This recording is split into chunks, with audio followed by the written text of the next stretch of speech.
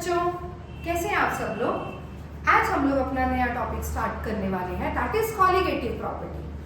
Colligative property चीज क्या है? एक ऐसी प्रॉपर्टी, ठीक है, जो तुम्हारे पास डिपेंड करती है नंबर ऑफ सॉल्यूट पार्टिकल्स पे। अब इसका क्या मतलब है? पीछे हमने रॉल्स लॉ पढ़ा, राइट। रॉल्स लॉ में मेरे पास है प्योर वाटर। प्योर वाटर है, तो जब प्योर वाटर है तो ये बहुत अच्छे से वेपर प्रेशर जनरेट करेगा, P0A, ठीक है। अब अगर इस वाटर में मैं ऐड ऑन कर दूं शुगर, तो जो चीनी के पार्टिकल्स थे वो इस पानी को वेपर प्रेशर जनरेट करने में ऑब्स्टेकल्स क्रिएट कर रहे थे, ठीक। ये कंसेप्ट मैंने रॉल्स लॉ में किया था जब हमने वॉलेटाइल और नॉन वॉलेटाइल के बारे में पढ़ा था। Please relative lowering in vapour pressure पढ़ने से पहले एक बार मेरी रॉल्स लॉ की वीडियो जरूर देख के बैठना, राइट। अब जब चीनी आई, चीनी ने क्या क्रिएट कर दिया? पानी तो जाना चाहता था, वेपर प्रेशर जनरेट करना चाहता था, बट चीनी के पार्टिकल्स ने उसको रोकना स्टार्ट कर दिया, ठीक। मैंने तुम्हारे को क्वेश्चन भी पूछा था एक, कि तुम्हारे पास जितना भी नॉन वॉलेटाइल सॉल्यूट पार्टिकल है वो वाटर को या सॉल्वेंट को वेपर प्रेशर जनरेट करने से रोकती क्यों है? What was the reason? NCERT में एक फिगर भी बनी पड़ी है, रॉल्स लॉ में मैंने फिगर भी बताई थी एनसीईआरटी की बुक से। तो ओवरऑल जितने नंबर ऑफ सॉल्यूट पार्टिकल्स तुम डालते जाओगे, ठीक है, उतना ही उसका वेपर प्रेशर जनरेट होना कम हो जाएगा, ठीक। अब मेरे पास चार प्रॉपर्टीज लिखी हुई है relative lowering of vapour pressure, जो तुम्हारे पास डेफिनेटली नॉन वॉलेटाइल सॉल्यूट के कारण है, वॉलेटाइल के कारण नहीं है, ठीक है। किसी भी सॉल्वेंट का अगर मुझे वेपर प्रेशर कम करना है, उसको लोअर करना है, तो मुझे उसमें कितने number of non volatile solute particles डालने हैं इररिस्पेक्टिव ऑफ देयर नेचर। तुम शुगर डाल रहे हो, तुम यूरिया डाल रहे हो, तुम सॉल्ट डाल रहे हो, ठीक है, उसके ऊपर नहीं डिपेंड कर रहा, मगर तुम कितना डाल रहे हो उसके ऊपर डिपेंड करता है, ठीक है। तो यहां पर कॉलिगेटिव प्रॉपर्टी एक ऐसी प्रॉपर्टी है जो सॉल्यूट के नंबर पर डिपेंड करती है, उसकी नेचर पर डिपेंड नहीं करती, ठीक। सबसे पहले लेक्चर में जब हमने कंसंट्रेशन टर्म्स पढ़ी थी, मोलारिटी पढ़ी थी, मोलालिटी पढ़ी थी, नॉर्मेलिटी थी, तुम्हारे पास जितने भी कंसंट्रेशन टर्म्स थी, इवन हेनरी का लॉ था, ये सारे के सारे सॉल्यूट पार्टिकल्स के विद रिस्पेक्ट टू थे। सिर्फ रॉल्स लॉ में तुमने सॉल्वेंट का खेल देखा था, सिर्फ रॉल्स लॉ में तुमने ये देखा था, ठीक है। ए मैं किसको रिप्रेजेंट करूंगी? सॉल्वेंट को, और जहां पर भी बी लिखूंगी वो क्या जाएगा? सॉल्यूट जाएगा। तो ओवरऑल कॉलिगेटिव प्रॉपर्टी एक ऐसी प्रॉपर्टी जो किसके ऊपर डिपेंड करती है? नंबर ऑफ सॉल्यूट पार्टिकल्स पे, उनकी नेचर पर डिपेंड नहीं करती। दूसरी चीज, कोई भी कॉलिगेटिव प्रॉपर्टी है, कोई भी कॉलिगेटिव प्रॉपर्टी है, वो हमेशा नॉन वॉलेटाइल सॉल्यूट के पार्टिकल्स के साथ कैलकुलेट की जाएगी, ठीक। चार कॉलिगेटिव प्रॉपर्टीज हैं। वेपर प्रेशर को कम करना, डेफिनेटली यार वेपर प्रेशर को कम करने के लिए नॉन वॉलेटाइल सॉल्यूट की जरूरत पड़ेगी, ठीक है। बॉइलिंग पॉइंट में कोई भी चेंज लेके आना, तब भी तुम्हारे पास सॉल्यूट पार्टिकल्स की रिस्पॉन्सिबिलिटी है। पानी को बॉयल कर रहे हैं, ठीक है, प्योर वाटर बॉयल कर रहे हैं एक साइड पर, एक साइड पर पानी में चीनी डाल के बॉईल कर रहे हैं। अब कितनी चीनी डाली है, कितना नंबर ऑफ चीनी डाला है, उसके ऊपर डिपेंड करेगा। फिर डिप्रेशन इन फ्रीजिंग पॉइंट है और आखिर में है ऑस्मोटिक प्रेशर। आज के डेट में हम लोग दो कॉलिगेटिव प्रॉपर्टीज के बारे में पढ़ेंगे, रिलेटिव लोअरिंग और एलिवेशन। ठीक है बच्चों, तुम इसका स्क्रीनशॉट ले लो, फिर मैं relative lowering of vapour pressure start करती हूँ। बच्चों एनसीईआरटी में मेरे पास है relative lowering of vapour pressure. ठीक है, मैं ये चीज तुम्हारे को पढ़ा रही हूँ। मेरी बुक में जो है पेज नंबर 15 है, जहां पर कॉलिगेटिव प्रॉपर्टीज लिखा हुआ है, फाइन, और साथ में relative lowering of vapour pressure लिखा हुआ है। ठीक है, फाइन है। अब पहला topic is relative lowering of vapour pressure. अब हुआ क्या, नॉन वॉलेटाइल ने रिस्पॉन्सिबिलिटी उठाई थी। कितने number of non volatile solute particles तुम उठा रहे हो, तो उसके accordingly P of A is proportional to X of A. कब, जब नॉन वॉलेटाइल सॉल्यूट था। पी ऑफ ए किसको रिप्रेजेंट कर रहे हैं, सॉल्वेंट को। X of A again mole fraction किसका है, सॉल्वेंट का। मैंने पी ए लिखा है, तुम्हारी एनसीईआरटी में P1 लिखा है। ठीक है, अगर तुम एनसीईआरटी उठाते हो ना, एनसीईआरटी में P1 रिप्रेजेंट किया गया है, मैंने बोर्ड पर P ऑफ A लिखा हुआ है। प्रोपोर्शनैलिटी का साइन हटा था, P0A आया था। अब P0A क्या था तुम्हारे पास, प्योर वेपर प्रेशर था, किसका, सॉल्वेंट का। फिर XA को तुम लोग 1 - x भी लिख सकते हो। ठीक, उसके बाद मैंने क्या किया, ब्रैकेट ओपन कर दी।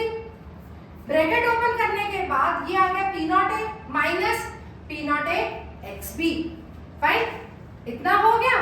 अब क्या किया, P0A XB एक साइड पर लेगी मैं, और इसको राइट साइड पर लेगी, जिससे ये बन गया।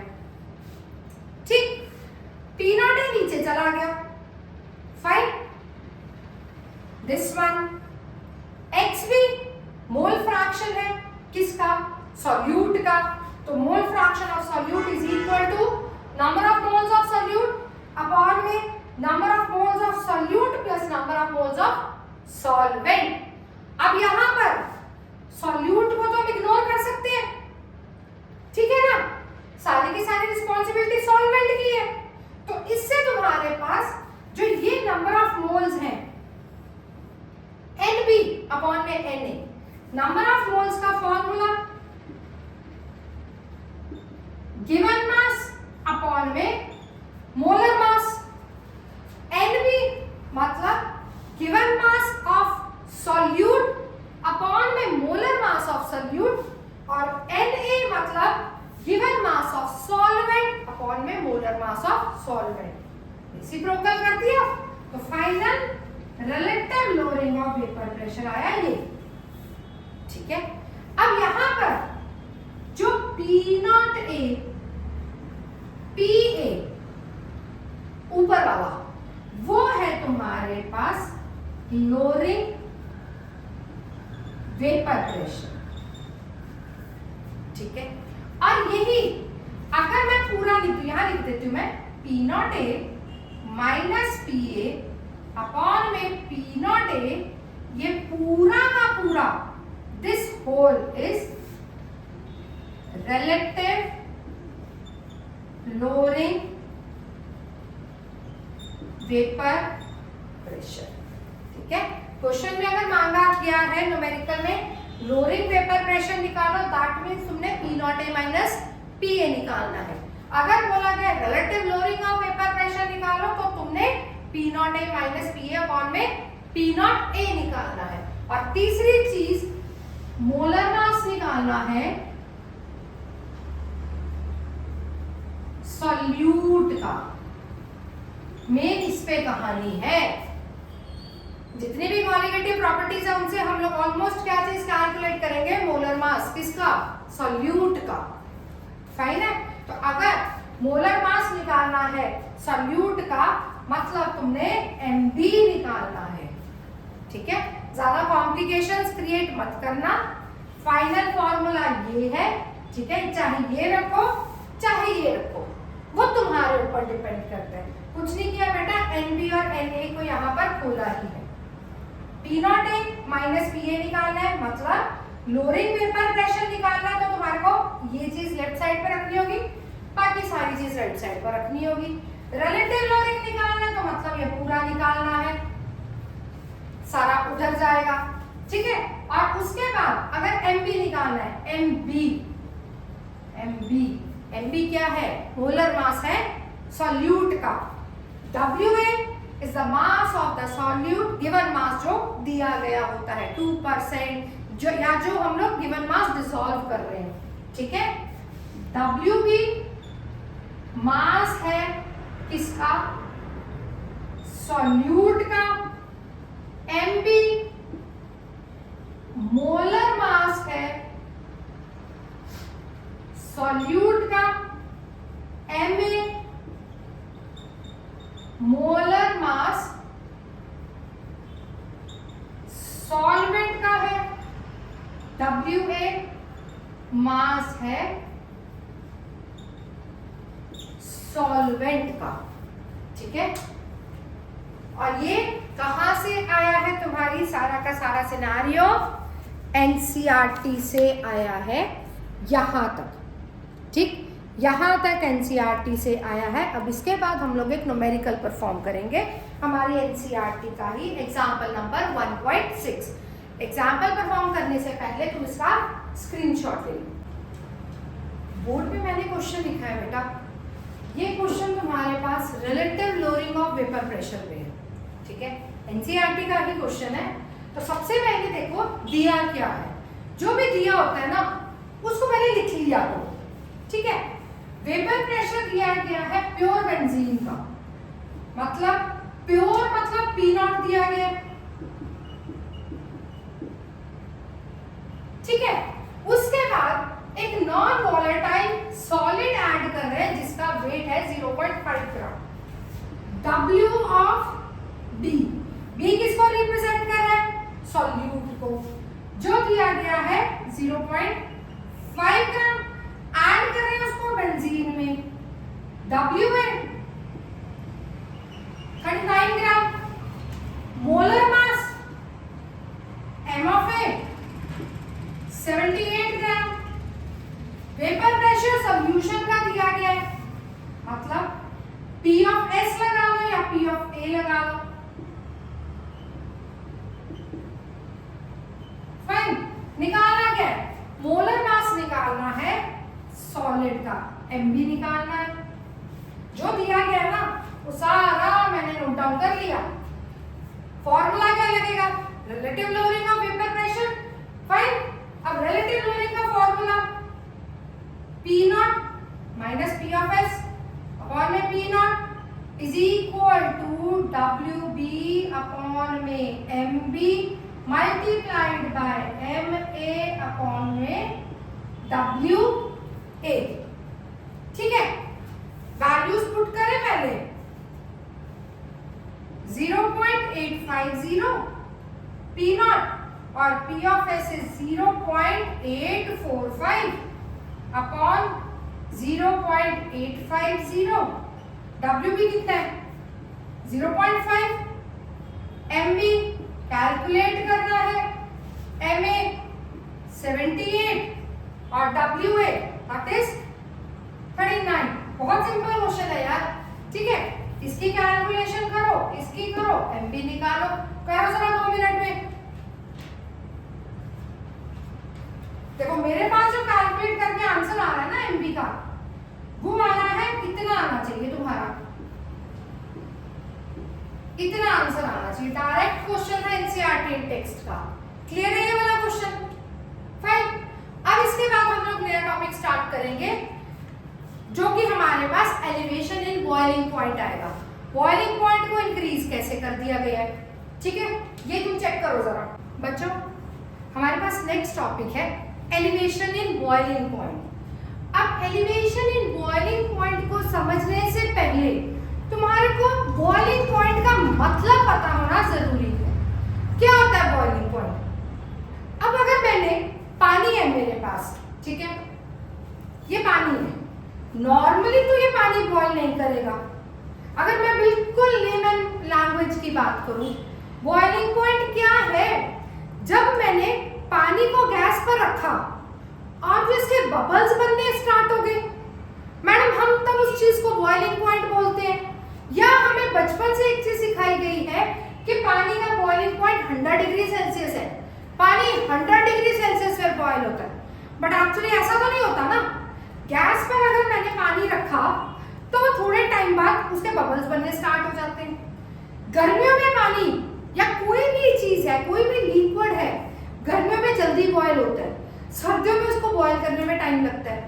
ऐसा क्या है?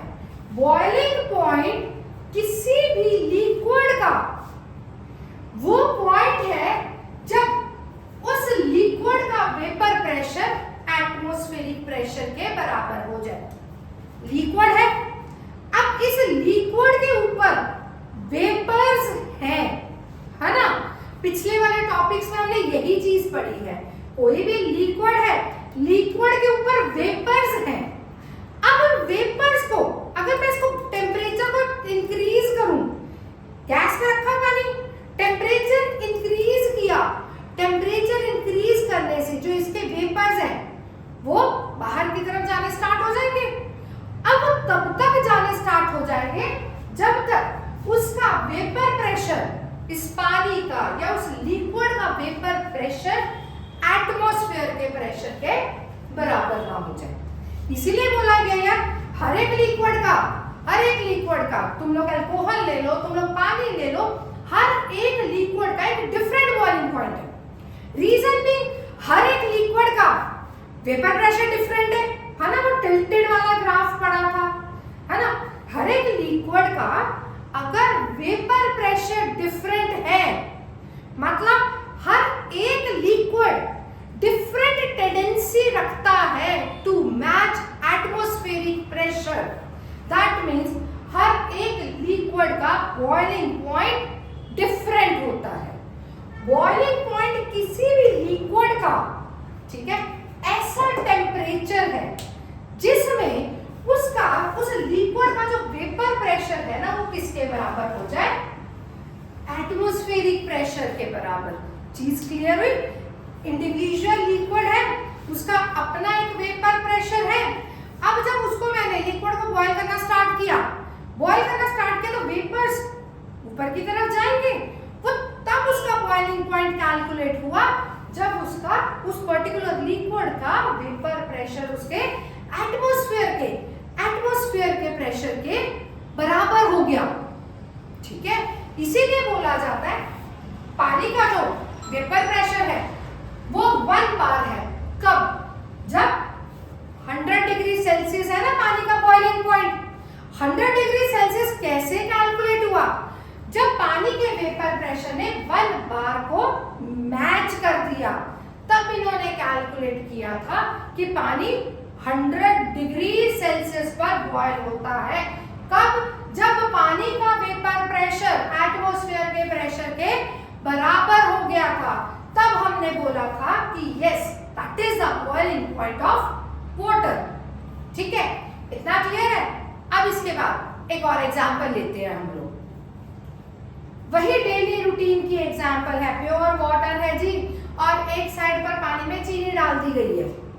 जब प्योर वाटर है, एक कंटेनर में प्योर वाटर है, this is my pure water, ठीक है? प्योर वाटर का बॉइलिंग पॉइंट 100 डिग्री सेल्सियस है। फाइन। प्योर वाटर जल्दी अपना एटमॉस्फेरिक प्रेशर अटेन करता है। प्योर वाटर जल्दी बॉयल होता है एज कंपेयर्ड टू पानी में चीनी डाला हुआ वाटर। ठीक है, अब अगर प्योर वाटर था, अब इस ग्राफ को थोड़ा ध्यान से समझेंगे हम लोग। देखो, ये जो है ये सॉल्वेंट है, मतलब ये प्योर फॉर्म है। जो ए से बी है ना, ये सॉल्वेंट है, ये प्योर फॉर्म है। फाइन। अब ये जल्दी इतने से टेम्परेचर तुम्हारे को पता है इधर को बढ़ता है ना? टेम्परेचर इधर को बढ़ रहा है। इतने टेम्परेचर पर जल्दी एटमॉस्फेरिक प्रेशर अटेन कर रहा है। ठीक है, अब क्या किया, दूसरी साइड में, एक साइड में तो प्योर सॉल्वेंट था, ठीक है, वो इस इतने से टेम्परेचर पर उसने एटमॉस्फेरिक प्रेशर अटेन कर लिया। मतलब इस टेम्परेचर पर, कोई भी XYZ टेम्परेचर पर वो बॉयल होना स्टार्ट हो गया। अब दूसरा सिनेरियो क्या है, मैंने पानी में डाल दी चीनी। जब पानी में चीनी डाली ना, तो उसका बॉइलिंग पॉइंट लेट आएगा एज कंपेयर टू प्योर पानी के। तुम क्या करना भाई, 2 कंटेनर ले लेना, अगर इस चीज को प्रैक्टिकली समझ रहे हैं, 2 कंटेनर ले लेना, एक पैन में पानी डाल देना, ठीक है, दूसरे पैन में पानी में चीनी मिक्स करके डालो, फाइन, और दोनों को चढ़ा दो गैस पर। जब तुमने इन दोनों को गैस पर चढ़ाया, तुम क्या नोटिस करोगे, जो पानी है ना, जो प्योर वाला पानी है, वो जल्दी बबल्स बनाना स्टार्ट कर देगा, मगर जो चीनी वाला पानी है वो जल्दी बबल्स नहीं बनाएगा। क्यों नहीं बनाएगा? क्योंकि चीनी क्या काम कर रही थी, एज एन ऑब्स्टेकल। चीनी क्या काम कर रही थी, पानी को वेपर फेज में जाने से रोक रही थी। इतने दिनों से हम लोग यही चीज पढ़ रहे हैं, जितने भी नॉन वॉलेटाइल सॉल्यूट होते हैं वो वेपर फेज में जाने से रोकते हैं प्योर सॉल्वेंट को, ठीक है। तो यहाँ पर क्या हुआ, जब एक प्योर सॉल्वेंट था, वो जल्दी उसने एटमॉस्फेरिक प्रेशर अटेन कर लिया, ठीक। मगर सॉल्यूशन जब था ना, सॉल्यूशन को हम टेम्परेचर बढ़ाते गए, बट इस टेम्परेचर पर नहीं, आगे वाले टेम्परेचर पर उसने एटमॉस्फेरिक प्रेशर अटेन किया। ये जो गैप है ना, जैसे यहाँ पर सपोज करो, कोई भी एक हाइपोथेटिकल एग्जांपल ले रही हूँ, प्योर कोई भी सॉल्वेंट था जो कि मेरे पास 50 डिग्री पर, 50 डिग्री पर बॉयल हो रहा था, ठीक है, प्योर सॉल्वेंट था जो एक सपोज करो 50 डिग्री पर बॉयल हो रहा था, ठीक है। मगर मैंने अब उसमें सॉल्यूट डाल दिया। कौन सा सॉल्यूट डाला? नॉन वॉलेटाइल वाला। अब जिस सॉल्वेंट को 50 डिग्री पर बॉयल होना चाहिए था, अब वो जाके 70 पर बॉयल हो गए, ठीक है। ये तो सॉल्वेंट था जो कि 50 डिग्री पर, प्योर सॉल्वेंट जो कि 50 डिग्री पर बॉयल हो रहा था, बट अब उसका मैंने बना दिया सॉल्यूशन।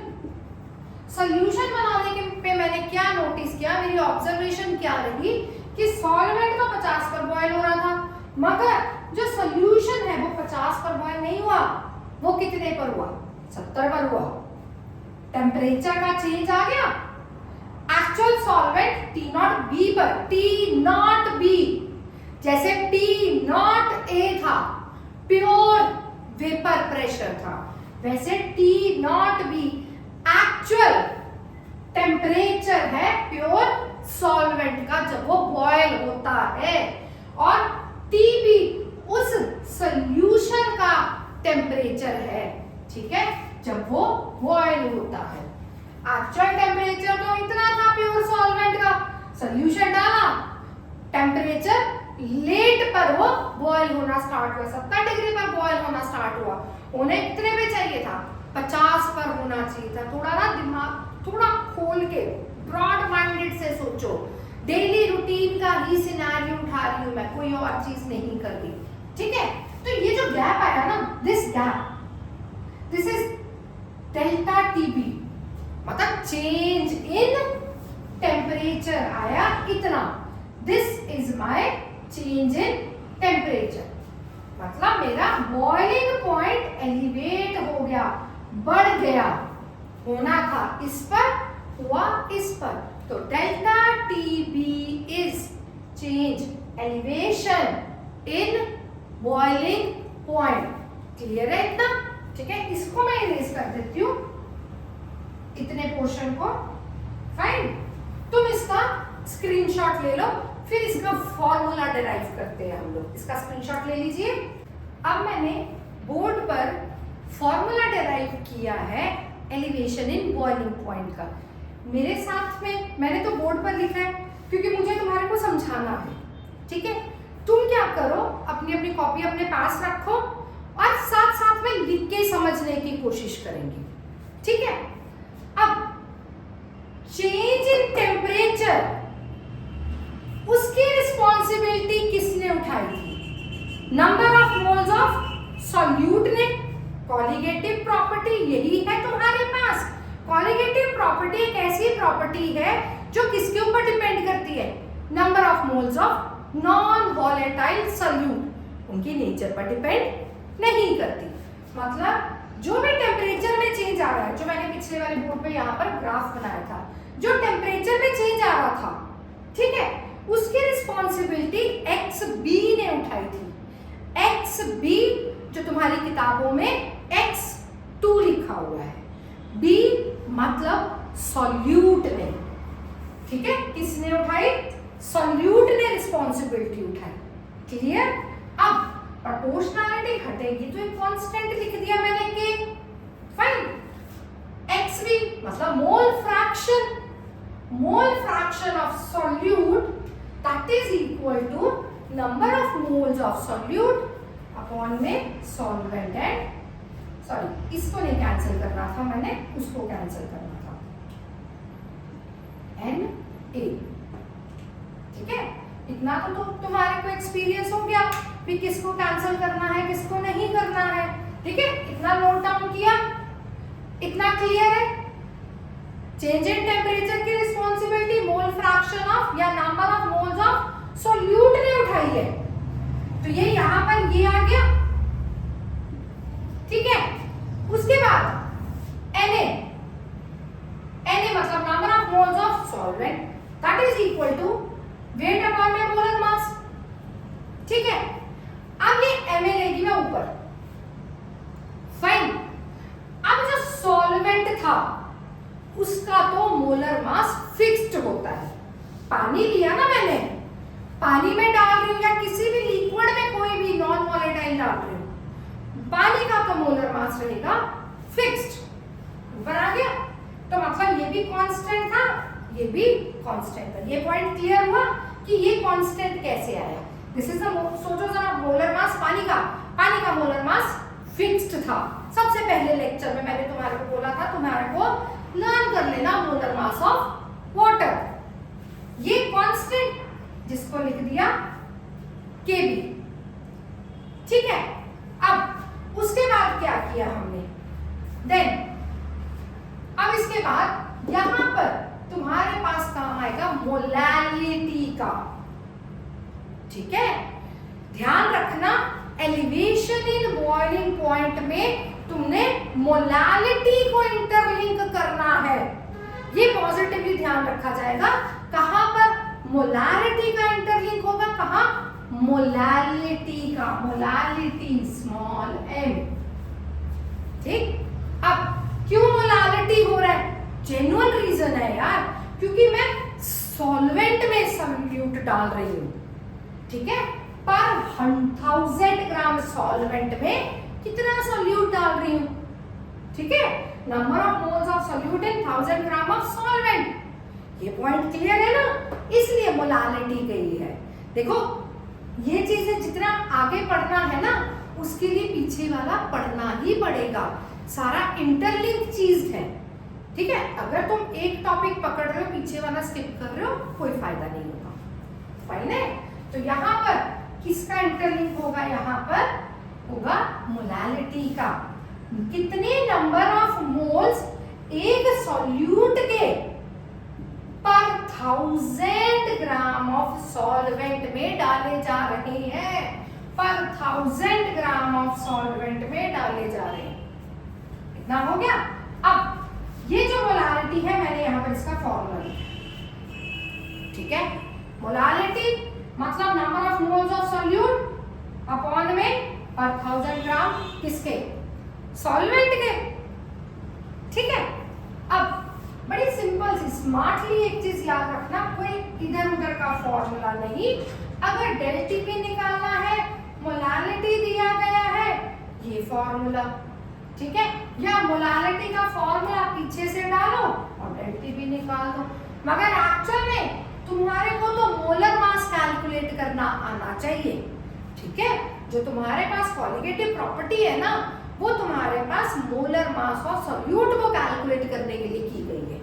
ठीक, एलिवेशन इन बॉइलिंग पॉइंट जो है सेम ऐसा ही तुम्हारे पास फॉर्मूला डेराइव कर देंगे हम डिप्रेशन इन फ्रीजिंग पॉइंट का। ठीक है, MB 1000 KB WB। ठीक है, MB is equal to 1000 KB WB। ऊपर हमेशा WB रह रहे हैं। ठीक है, ऊपर हमेशा हमेशा सॉल्यूट रह रहे हैं हमेशा। ठीक है ना, ऊपर हमेशा सॉल्यूट। यहां पर भी NB आ रहा था, मैंने गलती से Na लिख दिया। ठीक है, ऊपर हमेशा B रह रहा है, B मतलब सॉल्यूट रह रहा है। फाइन है। और जो नीचे WA और डेल्टी B, फिर से लर्न करो। MB का फॉर्मूला मतलब एलिवेशन इन बॉइलिंग पॉइंट जब निकालना है तो उसमें तुमने अगर मोलर मास निकालना है सॉल्यूट का तो 1000 KB WB अपॉन में डेल TB WA। फिर से repeat, MB is equal to 1000 KB WB, नीचे डिनोमिनेटर में डेल TB WA, ऊपर हमेशा WB ही है, ऊपर हमेशा सॉल्यूट की ही रिस्पॉन्सिबिलिटी है, नीचे सॉल्वेंट की है। इतना क्लियर है? तुम इसका स्क्रीनशॉट ले लो। और हाँ, एक और चीज, ये एलिवेशन कांस्टेंट है, KB कांस्टेंट है। ठीक है, वहां पर दिया गया होगा एलिवेशन इन बॉइलिंग पॉइंट का जो कांस्टेंट है उसकी वैल्यू न्यूमेरिकल में दी गई होगी। इसका स्क्रीनशॉट ले लीजिए, फिर एक न्यूमेरिकल करते हैं।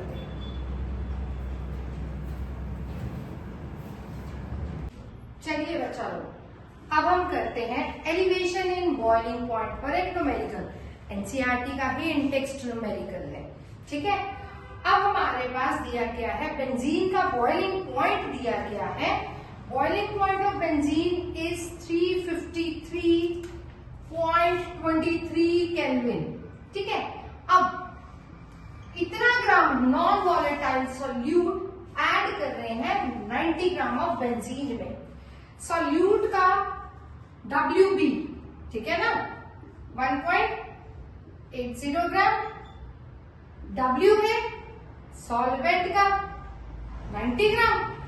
ठीक है, अब बोला गया है कि बॉइलिंग पॉइंट रेज हो गया इतना, पहले इतना था अब इतना हो गया, मतलब ये गया मेरे पास TB नॉट, है ना, और ये हो गया TB।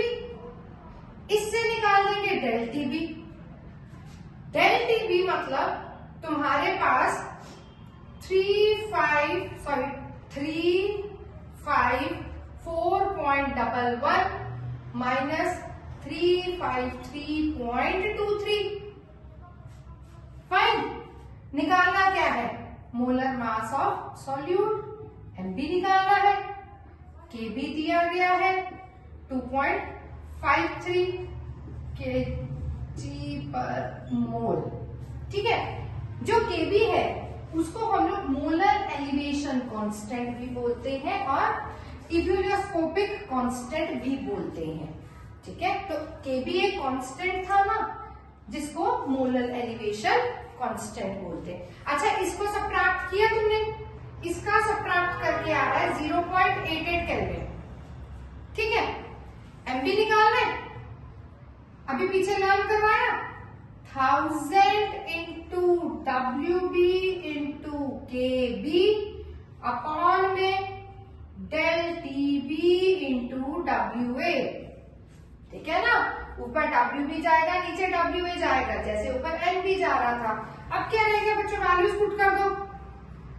1000 इंटू WB कितना है 1.80 और KB कितना है 2.53। डेल TB हमने कैलकुलेट कर लिया था, इंटू WA इज 90। करिए जरा इसकी कैलकुलेशन। यूनिट्स देख लेना, सारे यूनिट्स तुम्हारे पास कौन कौन से हैं। फाइन, तो यहां पर मेरे पास आंसर आ रहा है 58 ग्राम पर मोल। ठीक है बच्चा, बहुत सिंपल सी चीज है। जैसा सा ये है बॉइलिंग पॉइंट, वैसा सा ही हमारे पास फ्रीजिंग पॉइंट वाला आ जाएगा। एनसीईआरटी का इंटेक्स्ट क्वेश्चन है। अच्छा, एनसीईआरटी का एक और इंटेक्स्ट क्वेश्चन है तुम्हारे पास ग्लूकोज वाला, वो मैं तुम्हारे लिए होमवर्क दे रही हूँ। फाइन, वो क्वेश्चन जरूर ट्राई करना एक बार, ठीक है। अभी मैंने एक ही क्वेश्चन किया है, वो वाला क्वेश्चन भी बहुत सिंपल है, वो तुम्हारा होमवर्क है, उसको ट्राई करना, ठीक है बच्चों। अब मैं यहीं पर ही हमारी 2 कॉलिगेटिव प्रॉपर्टीज को फिनिश कर रही हूँ। पहली थी तुम्हारे पास relative lowering of vapour pressure, दूसरी थी तुम्हारे पास एलिवेशन इन बॉइलिंग पॉइंट, ठीक है। नेक्स्ट क्लास में हम लोग नेक्स्ट 2 कॉलिगेटिव प्रॉपर्टीज करेंगे। एक करेंगे डिप्रेशन इन फ्रीजिंग पॉइंट और सेकंड करेंगे हम लोग ऑस्मोटिक प्रेशर। बट हाँ, डिप्रेशन इन फ्रीजिंग पॉइंट करने से पहले अगर तुम लोगों ने एलिवेशन इन बॉइलिंग पॉइंट कर लिया तो तुम्हारे लिए बेनिफिट होगा, क्योंकि सेम ऐसा ही सिनेरियो चलेगा। फाइन बच्चों, तो आज की क्लास हम लोग यहीं पर ही वाइंड अप करते हैं और लास्ट में डेफिनेटली शेयर, सब्सक्राइब और like. Thank you so much बच्चों, मिलेंगे नेक्स्ट क्लास में। Thank you.